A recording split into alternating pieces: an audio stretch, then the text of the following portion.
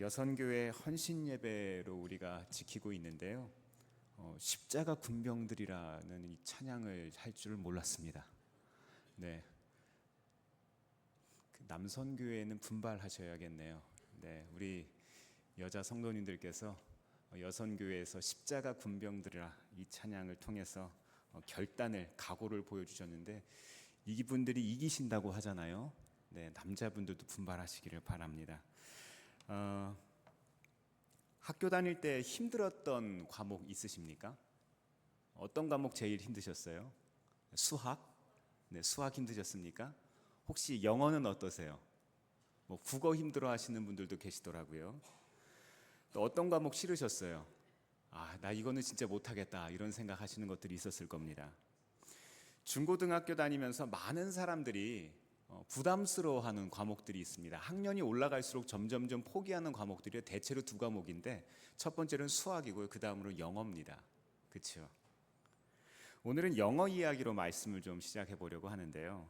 한국인들만큼 영어 공부에 시간을 많이 들이는 사람들이 없는 것 같아요.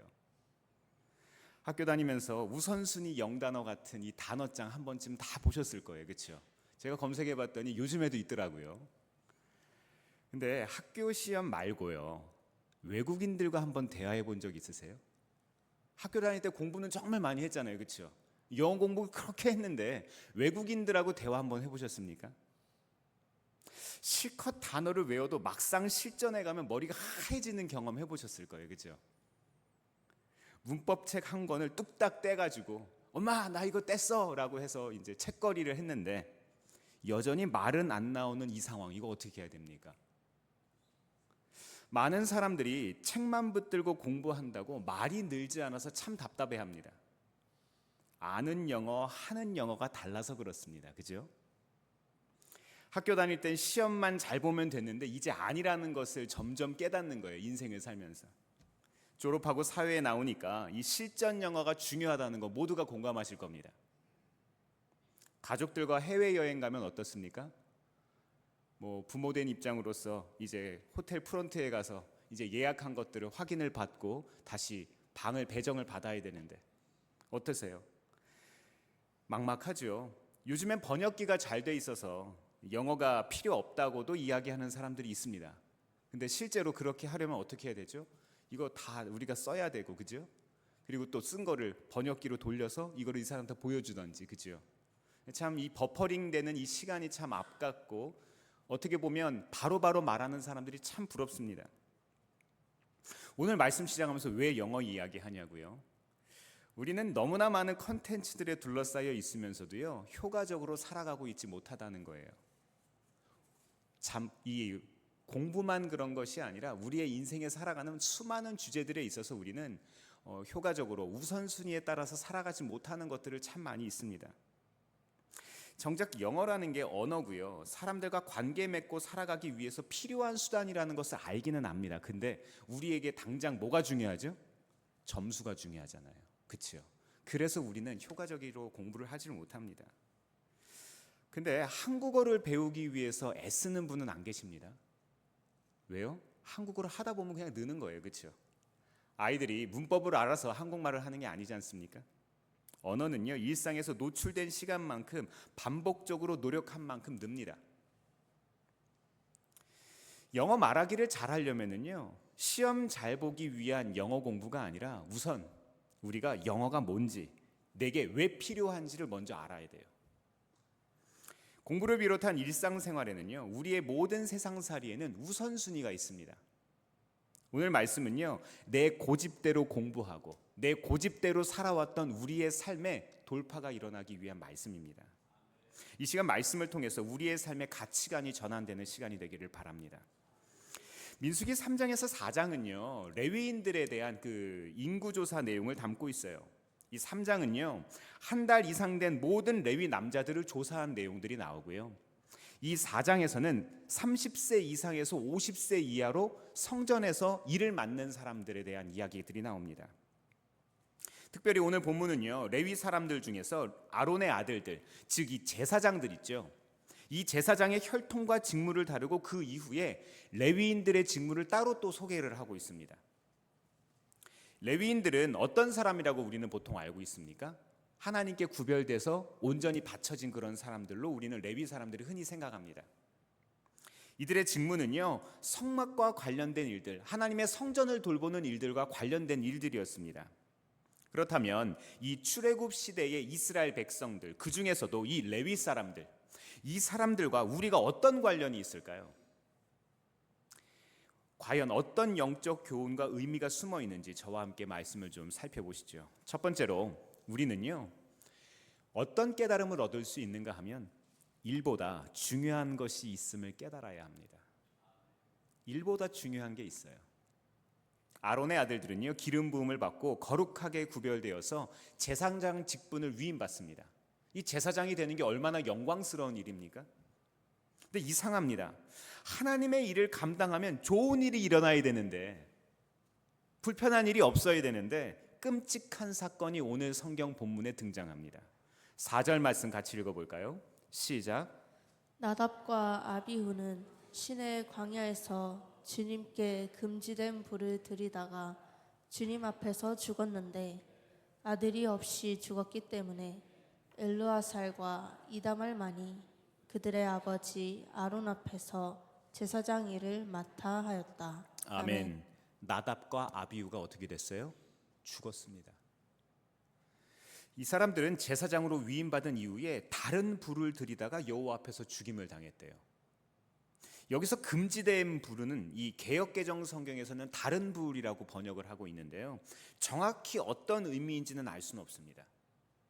그런데 다만 이 성소에서 사용되는 모든 불은요, 제단에서부터 가지고 온 불이어야 합니다. 그렇기 때문에 이 금지된 불은 제단이 아니라 편의상 다른 곳에서 가져온 불이라고 예상은 할 수 있어요.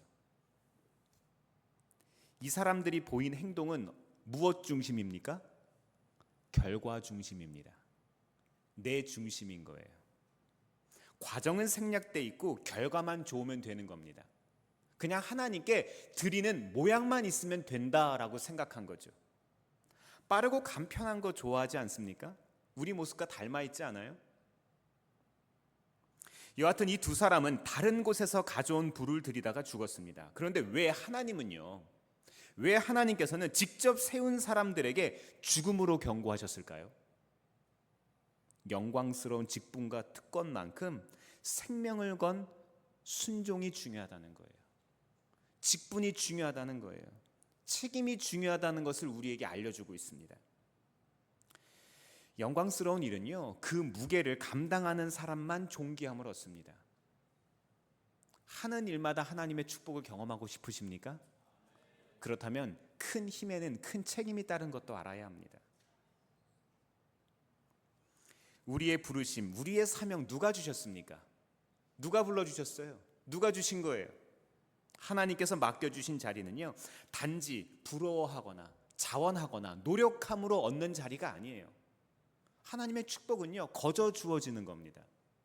믿음으로 주어지는 거예요. 주어지고 맡겨진 자리라는 것을 성경은 이야기합니다. 더 권력이 많은 자리도 아니고요, 더 누리려는 자리도 아닙니다. 사실 아론이라고 하는 사람 우리 잘 알잖아요. 이 모세의 형이지 않습니까? 어떻게 보면 이스라엘 민족 가운데서는 큰 일을 한 사람이에요, 그죠? 그런데 그만큼 잘못한 것도 많은 사람이에요. 우리는 성경을 압니다. 아론이라는 사람이 굉장히 괜찮은 사람이지만 하나님 앞에 부끄러울 만한 그런 사람이라는 거예요. 근데 우리 또한 그렇지 않습니까? 우리의 탁월함이나 우리의 했던 어떤 모양 가지고는 하나님 앞에 쓰임받을 수도 선택받을 수도 없다는 것을 성경은 이야기합니다. 오히려 더 큰 순종이 요구되고 그 자리는 그럴수록 더 큰 영광을 누리는 자리입니다. 예수님께서 그 제사장의 직분을 어떻게 하셨어요? 완성하셨어요. 그 직분을 완성하시고 누구에게 그 자리를 위임해 주셨습니까? 여기 앉은 우리 모두에게 그 제사장의 직분을 위임해 주신 거예요. 그래서 그것이 우리와 상관이 있다는 거예요. 우리의 관련이 있다는 거예요. 자, 이 전제를 가지고 계속해서 생각해 볼 게 있습니다. 오늘 본문 말씀을 읽다 보면은요, 계속해서 반복되는 표현이 있어요. 이게 뭔가 하면 1절과 5절과 11절 말씀 봅니까요? 여호와께서 모세에게 말씀하여 이르실 때에 이렇게 이야기해요. 말씀하여 이르실 때에 하나님께서 해야 할 일들을요 여러 번 계속해서 반복하고 있는 거예요. 한 번, 두 번, 세 번. 이런 표현 들으면 어떤 생각 드십니까? 우리는 보통 하나님께서 맡겨주신 것 이거 중요하다고 생각을 하죠. 빨리 해야 할 것 같고 빨리 해야만 될 것 같고 꼭 반드시 해야만 될 것 같잖아요. 그렇죠? 이거 안 하면 안 될 것 같잖아요. 누가복음 10장에 마르다와 마리아 이야기가 나옵니다. 그렇죠? 많은 일 때문에 염려하고 근심하는 이 언니의 모습 우리 기억하죠? 근데 우리도 이렇게 신앙생활을 하는 사람들이 있어요. 꼭 그 일을 빨리 해야 될 것 같아요. 안 하면 안 될 것 같아요. 지금 아니면 안 될 것 같아요. 물론 어떤 면에서는 그것도 맞습니다. 이미 베풀어 주신 하나님의 은혜에 감동하는 마음으로 우리의 삶을 하나님 앞 구별하는 것, 이것이 진짜 삶의 예배라는 의미잖아요. 하지만 우리는 항상 하나님의 말씀 뒤에 숨겨진 의도를 우리는 알아야 돼요. 그 숨겨진 의미가 있다는 거예요. 나답과 아비후가 잊고 있는 게 있었습니다. 지금 잊고 있는 게 있어요. 일을 하는 것보다 중요한 게 있어요. 이들에게는 일만 맡겨진 게 아니라 하나님께 가장 가까이 나아갈 수 있는 특권이 있었다는 거예요. 이 사람들은 이걸 잊고 있었어요. 일을 하는 것보다 중요한 것은 하나님과 가까이 하는 특권, 이거라는 거예요. 우리는 살면서 자주 속습니다. 정작 인생에서 중요한 것은 몇 가지 없는데 참 많은 일들 때문에 번잡스러워하고 바빠합니다. 이런 우리에게 로마서 8장 37절에서 39절은 이렇게 이야기합니다. 함께 읽어볼까요? 시작. 그러나 우리는 이 모든 일에서 우리를 사랑하여 주신 그분을 힘입어서 이기고도 남습니다. 나는 확신합니다. 죽음도 삶도 천사들도 권세자들도 현재일도 장래일도 능력도 높음도 기쁨도 그 밖에 어떤 피조물도 우리를 우리 주 예수 그리스도 안에 있는 하나님의 사랑에서 끊을 수 없습니다. 아멘. 사랑하는 성도 여러분, 이 시간 우리에게 가장 중요한 게 무엇입니까? 무엇을 가장 원하세요? 하나님과 가까이 할 수 있는 이 특권을 빼앗기지 마시기를 바랍니다. 오늘 말씀의 두 번째 교훈은 뭘까요? 누가 무엇을 맡겨주셨는지를 알아야 합니다. 5절에서 6절까지 말씀 제가 읽어드리겠습니다. 주님께서 모세에게 말씀하셨다. 너는 레위 지파를 불러내어 그들을 제사장 아론 밑에 두고 그를 돕게 하여라. 이 5절에서 10절 말씀은요, 레위인의 직무에 대해서 이야기를 하고 있습니다. 레위인들이 해야 할 일들에 대해서 이야기하는 거예요. 이런 것들을 해야 되고 이런 것들을 해야 되고 이렇게 해라, 이런 이야기를 하는 거죠. 레위 지파의 가장 기본적인 직무는 뭡니까? 제사장을 돕는 겁니다. 제사장과 대제사장들을 도와서 예배를 예배답게 하는 것, 백성들을 지키는 일들을 하는 거죠. 6절 말씀을 개역개정 성경으로 보니까요, 제사장 아론 앞에 서서 시종 드는 사람들이라고 이야기를 합니다. 이 세 번역의 밑에 둔다는 표현이나 개역개정의 앞에 이 선다라고 하는 이 표현이 있죠. 이거는 사람을 섬긴다는 의미도 있지만 그 직무를 공식적으로 함께 한다는 거예요. 같이 한다는 거예요. 목회자만이 아니라 우리 성도들이 함께 한다는 거예요. 하나님만이 일하시는 것이 아니라 우리가 함께 그분의 일에 동참한다는 거예요. 우리 모두가 함께 한다는 겁니다. 레위인들은요, 제사장이 짐승을 잡을 때 짐승을 미리 준비하는 일들을 합니다. 그리고 제사장에 끌고 오는 일을 했을 거예요. 마찬가지로 제사를 드리러 온 사람이 자기가 제물을 가지고 올 때 여러 가지 익숙하지 않은 절차들을 미리 안내했을 거예요. 이렇게 하셔야 됩니다. 이렇게 하셔야 돼요. 이렇게 안내했을 거예요. 아마 물리적으로 신체적으로 제사장이 감당하기 힘든 일들, 백성들이 감당하기 힘든 일들을 연결하는 일들을 이들이 감당했을 겁니다. 또 이 레위 사람들은요, 이 구름 기둥과 불 기둥의 안내에 따라서 회막과 여러 기구들을 해체하고 다시 설치하는 일들을 했을 겁니다. 왜냐하면 하나님께서 이스라엘의 이 회막을, 이 장막을 계속 이동시키셨잖아요. 그렇죠? 광야를 계속해서 걸을 때 이것을 걷고 다시 설치하는 일들을 감당했다는 거예요.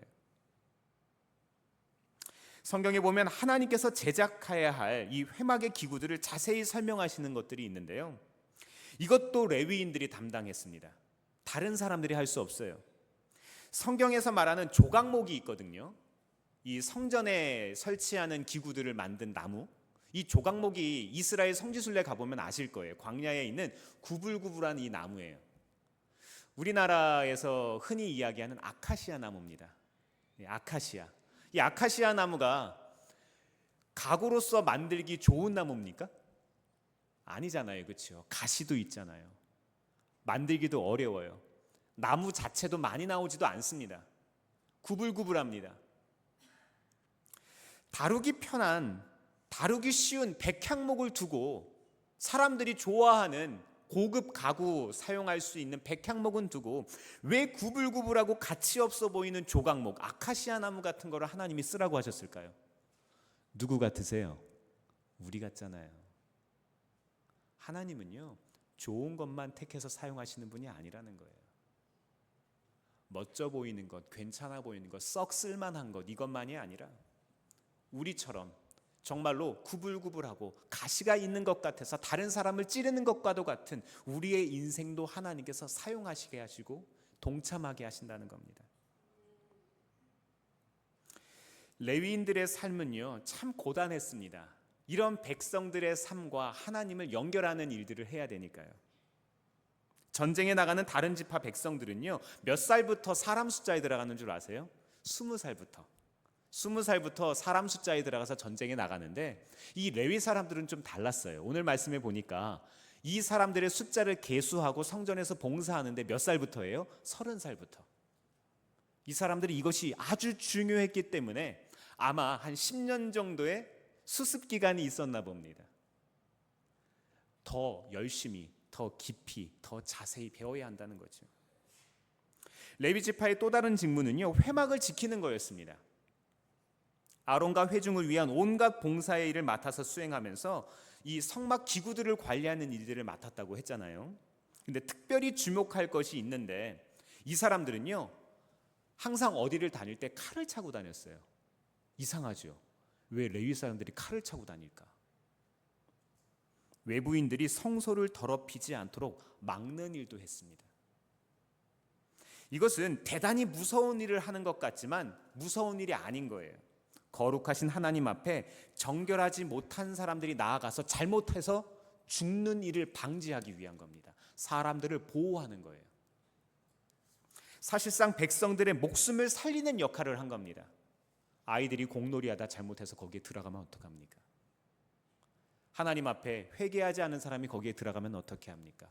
하나님이 부르시지 않았는데 그때 가면 어떻게 합니까? 이런 것들을 이 사람들이 방지하는 역할을 했다는 거예요. 역대상 말씀에 보니까요, 이 레위 사람들은 후대에 성전이 지어진 다음에 찬양대를 구성해서 하나님을 찬송하는 일도 감당했습니다. 레위인들이 이렇게 다양한 일들을 맡아서 감당하는데, 이들의 다양한 사역들이 이스라엘 백성들의 삶에 깊이 관여하고 있었다는 거예요. 지금 우리가 교회에서 하는 일들을 보면 레위 사람들이 하는 일들과 비슷하지 않습니까? 그래서 우리는 어떤 사람으로 부름받은 거예요? 영적 레위인으로서 부름받아.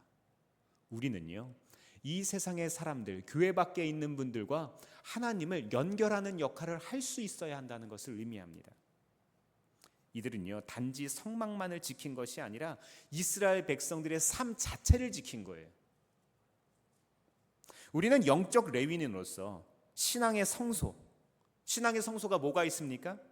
우리의 마음도 있을 거고요, 가정도 있을 거고요, 학교도 있을 거고, 우리의 직장들도 있을 거예요.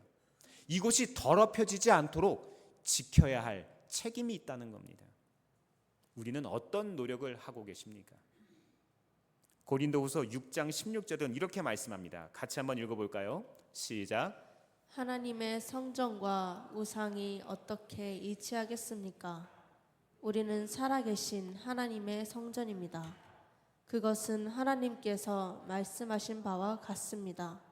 내가 그들 가운데서 살며 그들 가운데로 다닐 것이다.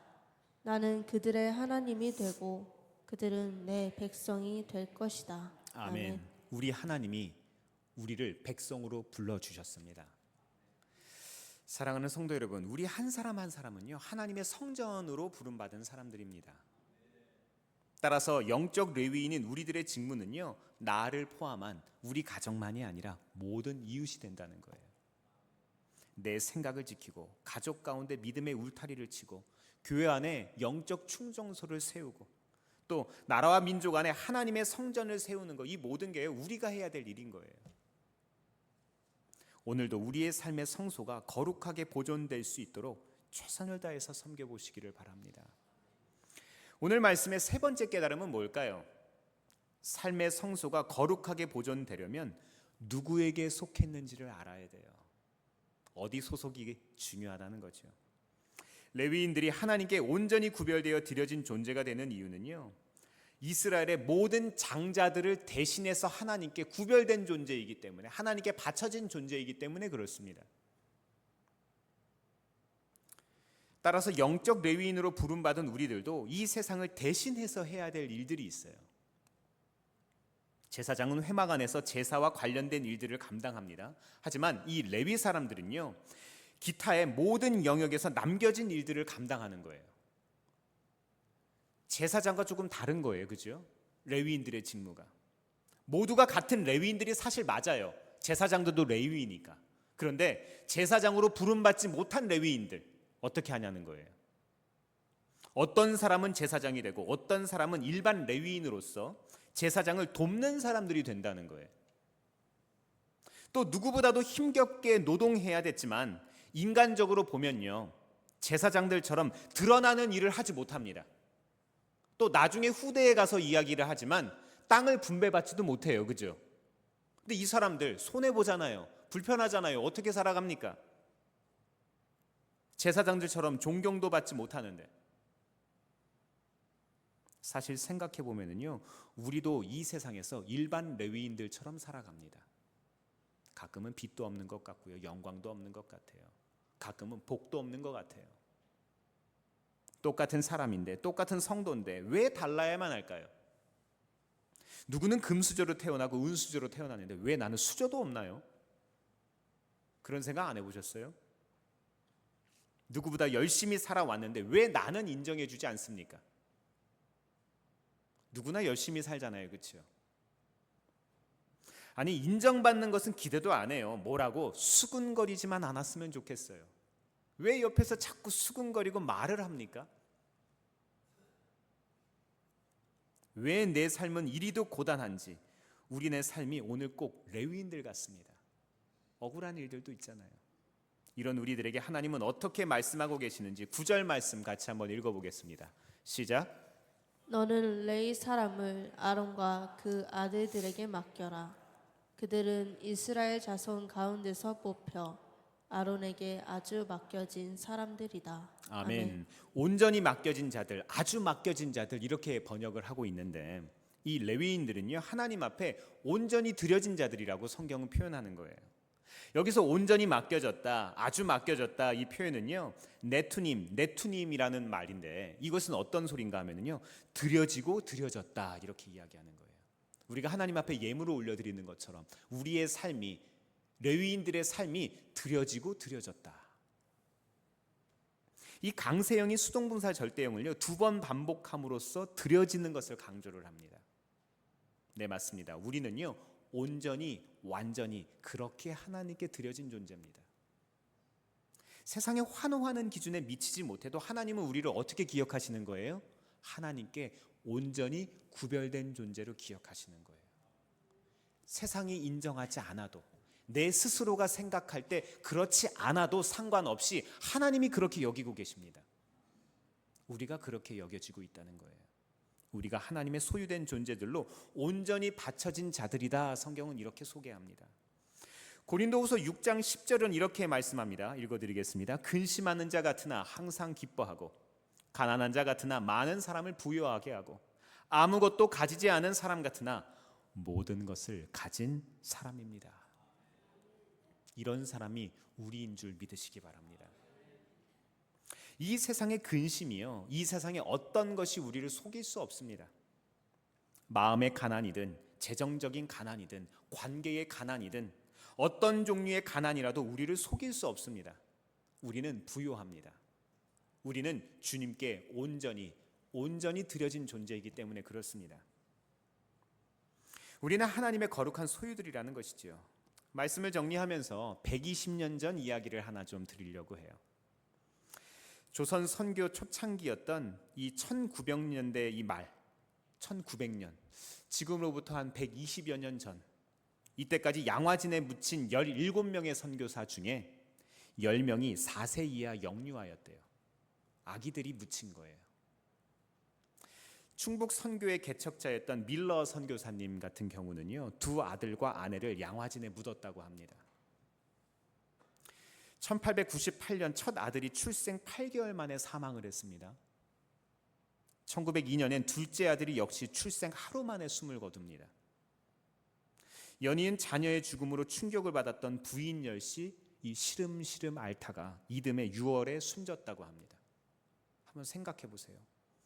이 선교사의 삶이 얼마나 힘들겠습니까? 2억 마일리 먼 타국 땅까지 왔는데 두 아들과 아내를 다 잃어버린 거예요. 당시 이 젊은 밀러 선교사님을 두고 조선인들이 수군거렸습니다. 예수가 누구라고 조선까지 와서 이 고생을 하냐? 차라리 미국으로 돌아가지. 당신이 믿는 하나님이 있기는 있냐? 이런 이야기를 합니다. 이런 사람들의 눈빛에 밀려서 이 밀러 선교사님이 1905년도에 찬송가 한 곡을 작사합니다. 우리가 사랑하는 찬송가 96장인데요. 예수님은 누구신가? 예수님은 누구신가? 제가 잠시 좀 읽어드리도록 하겠습니다. 예수님은 누구신가? 우는 자의 위로와 없는 자의 풍성이며 천한 자의 높음과 잡힌 자의 노임되고 우리 기쁨 되시네. 두 아내와 아내까지 하나님 품으로 보내고 지은 찬양의 가사라고 생각하고, 내가 만약에 그렇다고 생각하고 한번 찬양시를 조금 더 들어보시면 더 은혜가 됩니다. 조금 더 읽어드릴게요. 예수님은 누구신가? 약한 자의 강함과 눈먼 자의 빛이시며 병든 자의 고침과 죽은 자의 부활되고 우리 생명 되시네. 우리는 이렇게 고백할 수 있습니까? 예수님이 내 생명이 되신다고 고백할 수 있습니까? 예수님이 내 평화가 되신다고 고백할 수 있습니까? 이 밀러 선교사님과도 같은 상황에서 밀러 선교사님의 이야기 말고도요, 이 조선 땅에 선교하러 와서 9개월 만에 24살의 나이로 돌아가셨던 선교사님도 계세요. 제가 굉장히 좋아하는 선교사님인데 루비 켄트릭이라는 여자 선교사님이 계십니다. 여자가 또 왜 여기로 왔을까요? 1883년 1월 미국 텍사스에서 태어나서 1905년 캔자스 여자 성경학교를 졸업한 직후에 선교사를 자원합니다. 그래서 미국 남감리교 선교사로 조선에 도착을 하는데, 이 선교사님은 개성에서 선교사로 이 교사로 헌신을 하셨는데, 아침마다 기도회를 인도하시고 아이들에게는 영어를 가르치시고 아픈 아이들을 간호하는 일에 헌신적이었다고 합니다. 조선인들에게 아주 사랑을 받으셨던 이 선교사님이 1908년 6월에 과로로 인해서 한국에 온 지 9개월 만에 돌아가셨어요. 얼마나 짧습니까? 얼마나 아까운 생입니까? 양화진 선교사의 묘에 가면 이분의 묘비명에 이와 같은 글이 있습니다. 좀 띄워주세요. 내게 줄 수 있는 1000번의 생명이 있다면 나는 한국을 위해 모두 드리겠다. 눈물 나지 않습니까? 내게 생명이 또 있어서 또 오더라도 조선을 위해서 그 생명을 드리겠다는 거예요. 우리를 위해서 그 생명을 드리겠다는 거예요. 우리가 뭐라고? 이 비문은요, 선교사님이 생전에 텍사스 이 애비 청년에 보낸 편지 속의 글인데요, 이 편지를 읽은 많은 청년들이 조선 선교사로 자원했다고 합니다. 너무 감사하고 기쁜 소식이 최근에 하나 들렸어요. 감리교 3개 신학교의 신학생들 지원 수가 최근 몇 년간 계속 미달이었어요. 근데 올해부터 3개 신학교 전부 미달이 아니라고 합니다. 제가 한 목사님과 대화하면서 그런 이야기를 했어요. 그 문제에 대한 진단을 이렇게 제가 내렸습니다. 그동안 코로나 때문에 몇 년간 대형 수련회가 없었거든요. 아이들이 수련회 가서 은혜 못 받았거든요. 그래서 신학교에 가는 아이들이 줄어들었던 거예요. 근데 최근 몇 년간 다시 수련회가 회복되고 교회마다 영적 분위기가 회복되기 시작하니까 아이들이 어떻게 됐어요? 네, 제가 서원하겠습니다. 제가 주께 제 삶을 구별하겠습니다라고 하는 아이들이 생기게 된 거예요. 누가 오늘 제가 말씀을 드리고 있는 이 선교사들의 삶을 무의미하다고 할 수 있겠습니까? 누가 태어난 지 하루밖에 안 되는 아기 선교사의 삶을 무의미하다고 할 수 있겠습니까? 누가 이 9개월밖에 안 되는 짧은 사역을 무의미하다고 이야기할 수 있겠습니까? 사랑하는 성도 여러분, 우리는요 영적 레위인들로 부름받은 사람들이에요. 내 스스로 생각할 때 나는 별로 중요하지 않다고, 나는 그렇게 중요한 사역을 하지 않다고 생각할 것이 아니라 누가 맡겨주셨다고요? 주님이 맡겨주셨습니다. 내가 가장 잘할 수 있기 때문에 그 일을 맡겨주셨어요. 우리에겐 저마다 맡겨진 사명, 우리에게는 저마다 맡겨진 기업들이 있습니다. 우리에겐 각자 맡겨진 삶의 선교 현장, 삶의 성소들이 저마다 있습니다. 이 사명은요, 그런데 다 다릅니다. 다 달라요. 누군가에게는 1달란트, 누군가에게는 2달란트, 누군가에게는 5달란트를 맡겨주셨습니다. 그러나 그 사명의 가치는 똑같습니다. 속지 마세요. 이 모든 사명이 공평하신 하나님께서 주신 것이기 때문입니다. 이 세상은 우리를 구분하고 나누고 정죄합니다. 사람들을 수치스럽게 하고 죄책감을 가지게 해요. 하지만 성경은 우리가 영적 레위인으로서 온 백성을 대신해서 온 백성을 위해 하나님과 세상을 연결하는 존재라고 이야기합니다. 베드로전서 2장 9절을 통해서 하나님은 우리를 이렇게 격려하시네요. 함께 읽어볼까요? 시작. 그러나 여러분은 택하심을 받은 족속이요 왕과 같은 제사장들이요 거룩한 민족이요 하나님의 소유가 된 백성입니다. 그래서 여러분을 어둠에서 불러내어 자기의 놀라운 빛 가운데로 인도하신 분의 업적을 여러분이 선포하는 것입니다. 아멘. 우리의 삶이 거룩한 성소가 되기를 바랍니다. 삶의 성소를 위한 우리의 삶의 우선순위가 회복되기를 바랍니다. 그 어떤 것보다 중요한 것 뭐라고요? 하나님과 가까이 하는 특권을 누리시기를 바랍니다.